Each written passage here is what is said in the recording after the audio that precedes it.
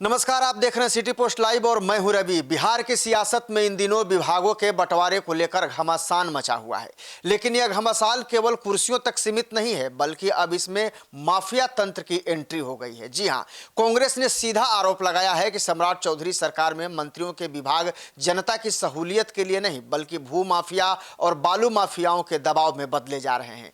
क्या विजय सिन्हा की सख्ती ही उनके विभाग बदलने की असली वजह है? इस पर ज्यादा विशेष बातचीत करेंगे अपने सहयोगी मुस्कान से। मुस्कान, विजय कुमार सिन्हा का विभाग बदल दिया जाना चर्चा का केंद्र बना हुआ है, आखिर क्यों? देखिए, आपको ही पता है रवि जी कि विजय सिन्हा सीनियर नेता है और वो ऐसा नहीं है कि अभी आए हुए हैं। वो आरएसएस में भी रहे हैं, संघ में रहे हैं, उसके बाद पार्टी में रहे हैं और तेजस्वी यादव चुटकी भी ले रहे थे कि बताइए महाराज, आरएसएस वाले यहाँ बैठे हुए हैं और आप तो हमारे पाठशाला से गए हैं, 5 साल हुआ है और सीधे मुख्यमंत्री बने रहिए, आप हमारे आदमी हैं। याद है आपको ये बात? बिल्कुल बिल्कुल, अब विजय सिन्हा को कहीं ना कहीं ये बात तो चोट लगी है और विजय सिन्हा भी कई टाइम से मांग कर रहे हैं कि अगर सम्राट चौधरी सीएम बनते हैं तो हमको डिप्टी सीएम बनाइए, या नहीं तो होम मिनिस्ट्री दीजिए। देखिए, आपको ही पता है कि होम मिनिस्ट्री बहुत पावरफुल है और होम मिनिस्ट्री मिलना मतलब एक तरफ से मालिक ही जैसा होता है। लेकिन होम मिनिस्ट्री आज तक कौन सीएम दिया है? नीतीश कुमार दिए आज तक किसी को? और जब दिए हैं तो वो सीएम बना भी है, सम्राट चौधरी सीएम बने भी है। तो होम मिनिस्ट्री नहीं, तो सबको लग रहा था कि विजय सिन्हा सीनियर नेता है, स्टार्टिंग से डिप्टी सीएम सम्राट चौधरी के साथ रहे हैं तो डिप्टी सीएम तक रहेंगे भाई। हाँ, सत्ता की चाबी ही उसको समझा जाता है। बिल्कुल बिल्कुल। लेकिन विजय सिन्हा को कृषि विभाग दे दिया गया, समझ रहे हैं आप? तो विजय कुमार सिन्हा सम्राट चौधरी सरकार में एक कद्दावर नेता है और डिप्टी सीएम होने के साथ साथ उनके पास राजस्व और भूमि सुधार और खनन विभाग जैसे महत्वपूर्ण विभाग थे। अगर ये विभाग भी उनको वापस मिलता, आपको ही पता है विजय सिन्हा बहुत अच्छा काम करते हैं। क्या बैंड बजाए थे, जनता की बात सुन रहे थे, ऑन स्पॉट अधिकारियों पे केस कर रहे थे, उनको डांट रहे थे और लोग खुशी से आ रहे थे कि भाई हमारी बात सुनी जाएगी। अब देखिए, चर्चा इसलिए हो रही है क्योंकि ये दोनों विभाग सीधे तौर पर बिहार की सबसे बड़ी समस्याओं मतलब भूमि विवाद और अवैध बालू खनन से जुड़ी है। अब विजय सिन्हा इन विभागों में पदभार संभालते ही काफी अग्रेसिव दिखाई देते थे, गुस्सा दिखाई देते थे। उन्होंने भ्रष्ट अधिकारियों को सार्वजनिक रूप से चेतावनी दी, जमीन से जुड़े मामले के लिए जनता दरबार को सक्रिय किया। कांग्रेस का तर्क है कि जब कोई मंत्री तंत्र को सुधारने की कोशिश करता है तो उसे हटा देना किसी साजिश की ओर इशारा करता है। अब सारे अपोजिशन विजय सिन्हा को ही टारगेट किए हुए हैं कि लड़िए महाराज, आपका सरकार है और आपका अच्छा विभाग जा चुका है। बिल्कुल, देखिए, इस तरह की बातें तो हो ही रही हैं, लेकिन अब यह सवाल है कि कांग्रेस प्रवक्ता राजेश राठौर के आरोपों के पीछे मुख्य तर्क क्या है? मजा लेना, पहला तो मजा ले रहे हैं पूरा, ठीक है, आप समझिए, इसलिए मजा तो बिल्कुल वो मजा ही ले रहे हैं। और सवाल जो उठा रहे हो कहीं ना कहीं जहन में सबके है, ऐसा भी नहीं है। देखिए, राजेश राठौर के आरोपों का मुख्य आधार समझिए प्रशासनिक निरंतरता है। समझिए, जो माफियाओं के अगेंस्ट वो चल रहे थे, माफियाओं के इंटरफेरेंस की वजह से वो पूरा अग्रेशन में चल रहे थे। उनका दावा है कि बिहार में भू माफिया और बालू माफिया का नेटवर्क इतना गहरा है कि वे सरकार के भीतर के फैसलों को प्रभावित करते हैं।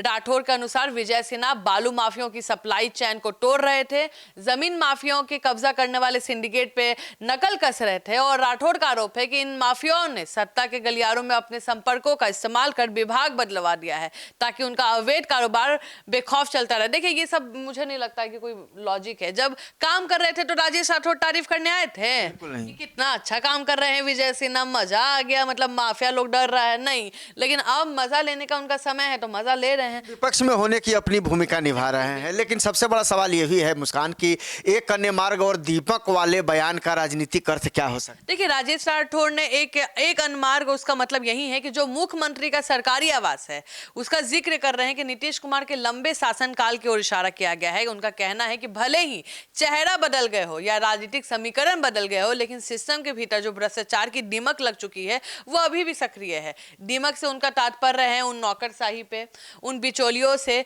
जो कई समय से सत्ता में जमे हुए हैं और माफियाओं को संरक्षक दे रहे हैं। और ये बयान ये दर्शाता है कि विपक्ष नई सरकार को केवल पुरानी शराब नई बोतल में मान रहे हैं कि बस शराब है, बस नई बोतल में है।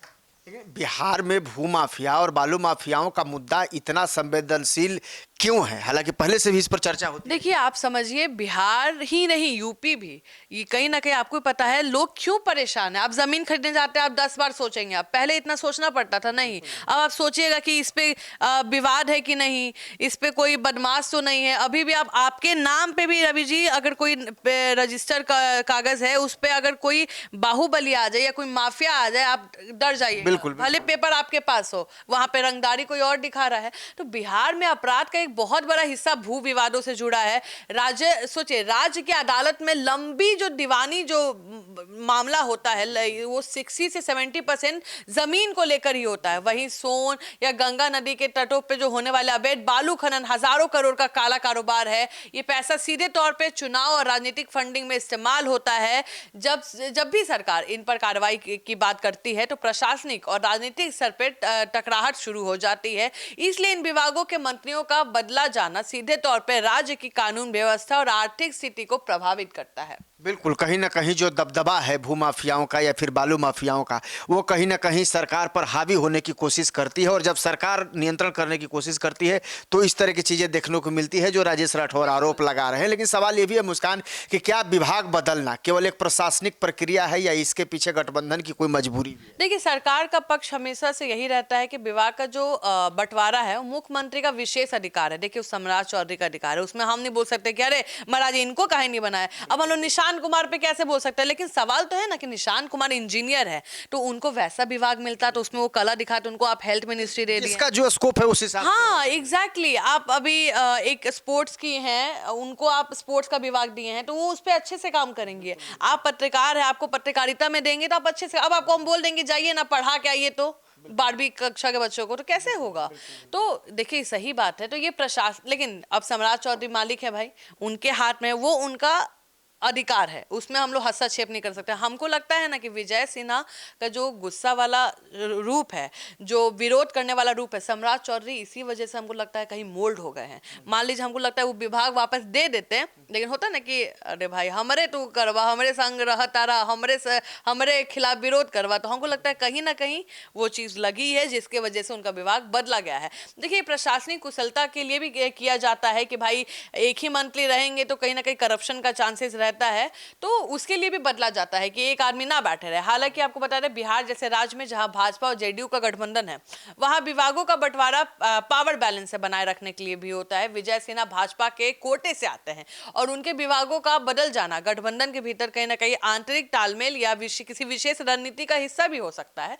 लेकिन विपक्ष इसे माफियाओं के सामने समर्पण बताकर जनता के बीच सरकार की छवि को कमजोर साबित करना चाहता है। लेकिन सबसे बड़ा सवाल मुस्कान ये भी है कि इस विवाद का बिहार की आगामी राजनीति पर क्या प्रभाव पड़ेगा, क्योंकि विपक्ष तो इसे मुद्दा बनाने की कोशिश कर रहा है। बिल्कुल, देखिए, ये विवाद आने वाले समय में और उग्र होगा रवि जी। और यदि आने वाले दिनों में अवैध खनन, भूमि घोटालों की खबर आती है, तो विपक्ष सीधे बोलेगा कि विजय सिन्हा का विभाग बदले हैं महाराज, इसलिए ये सब हो रहा है, प्रमाण आ रहा है इसका।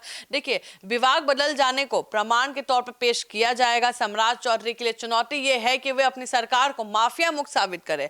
जनता के बीच ये संदेश जाना जरूरी है कि सरकार पारदर्शी है। यदि सरकार ने जल्द ही इन माफियाओं के खिलाफ कोई बड़ी या ठोस कार्रवाई नहीं की, तो राजेश राठौर द्वारा लगाया गया जो दबाव है, कहीं ना कहीं फैसला की दबाव में ये बदला गया है उनका विभाग, तो ये सच माना जाएगा। तो बिल्कुल जाहिर तौर पर जो विपक्ष है उसके तरफ से लगातार सवाल उठा रहे हैं, लेकिन आरोप गंभीर है और सवाल तीखे हैं।